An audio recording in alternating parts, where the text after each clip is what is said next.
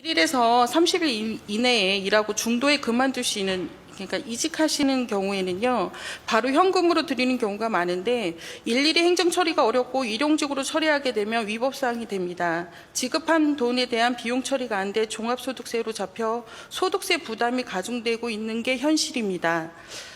근데 제가 외국인을 고용 절차 하시는 거를 자세히 모를까봐 제가 몇 가지 적어왔습니다. 최소한 15일 이상이 걸리고요. 소요가 됩니다. 그리고 먼저 고용지원센터에 내국인을 쓰겠습니다 하는 2주 기간이 지난 다음에 다시 고용지원센터에다 방문 취업 비자인 H2 비자인 분을 취업하고자 합니다라고 해서 다시 신고를 하게 되고요.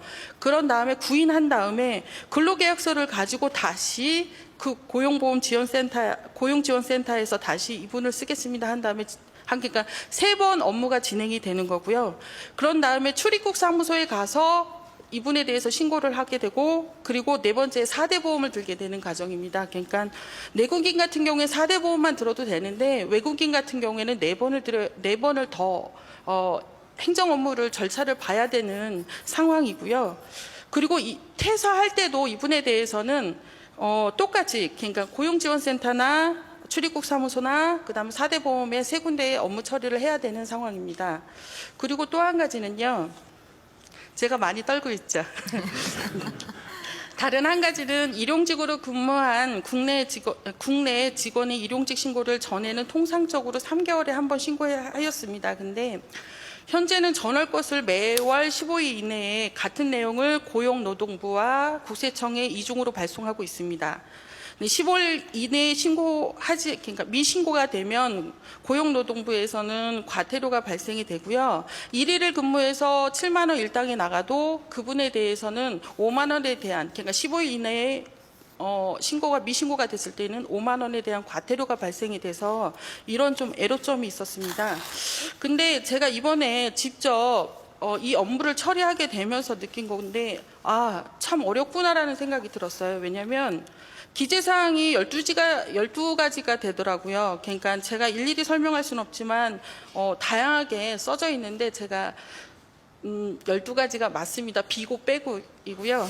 그다음에 이 양식을 좀 더 간편하게 좀 최소한의 인적 사항만 기재할 수 있게 해주시고, 그리고 무엇보다 이중으로 보내는 그런 국세청과 그다음에 고용노동부에 보내는 것을 일원화 시스템이 됐으면 좋겠습니다. 앞에 것도 말씀드렸다시피 그 3가지 업무를 4대 보험을 했을 때 한 가지로 통합돼서 저희가 무척 좋았었거든요. 근데 이번 것도 좀 외국인 절차나 그리고 또 이원화되어 있는 것을 일원화되면 감사하겠고요. 그리고 행정하면서 이번에 제가 좋았다고 느낀 거는, 전에는 일용직 신고에 대해서 1년치를 한 번에 저희가 취업해서 내는 경우가 있었어요. 지금도 물론 있지만 그럴 때는 이분이 저희 쪽에서 근무했는지 아니면 본인 거 아닌 거를 쓰고 가는 경우가 있었거든요. 근데 고용노동부에서 이번에는 그런 거를 확인 절차하는 우편물로 본인 당사자한테도 보내고 사업주한테도 보내는, 그렇게 돼서 그러니까 실수하는 경우가 없게 해주셔서 이런 점은 되게 좋은 것 같습니다.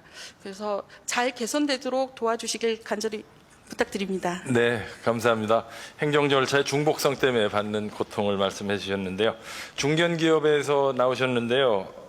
중견기업 대표 어디 계신가요? 예. 어디서 오신 누구신지 소개하고 말씀해 주시기 바랍니다. 네. 인천이고요. 두리온 대표 배영기입니다. 저는 지난 9년 동안 전문성을 갖춘 푸드트럭을 제작해 왔습니다. 일반 중고 트럭을 푸드트럭으로 개조하는 일을 해오면서 가장 큰 2가지 문제가 있어 말씀드리겠습니다. 첫째로는 식품위생법상의 규제로 푸드트럭의 영업활동 자체가 불법이라는 점이었고, 2번째는 자동차 관리법상의 규제로 일반 트럭을 푸드트럭으로 개조한다는 것이 불가하다는 점이었습니다. 한 달 전 민간합동규제 개선 추진단에서 연락이 왔고, 그 후 식품위생법 개정을 통해 전국 355개 유원시설업 내 푸드트럭 운영이 허가된다는 이야기를 들었습니다. 푸드트럭은 신개념 마케팅입니다. 미국에서는 관련 산업 규모가 무려 1조 원대에 육박하고 있습니다. 하지만 우리나라에서는 그동안 식품위생법상의 규제와 자동차 관리법상의 규제로 제한되어 왔습니다. 푸드트럭의 도입은 많은 청년 일자리를 창출할 것입니다. 푸드트럭 창업의 80% 정도가 20대, 30대 청년들입니다. 이번 규제 개선으로 인한 유원시설업 내의 신규 고용은 약 6천 명에 이를 것으로 예상된다고 합니다. 푸드트럭은 청년들의 창의적인 아이디어와 소규모 자본이 결합되어 희망이 실현되는 창업 아이템으로 영업 입지 또한 점진적으로 확대되어야 된다고 생각합니다. 하지만 아직 개선돼야 할 규제들이 남아 있습니다. 현재 민간합동 규제 개선 추진단이 국토교통부와 협의 중인 자동차 관리 법령상의 규제를 하루빨리 풀어주시기를 간절히 부탁드립니다. 현재의 실정은 자동차 용도상의 구분을 이유로 중고 트럭을 푸드 트럭으로 개조 시 구조 변경 승인을 받지도 못하고 자동차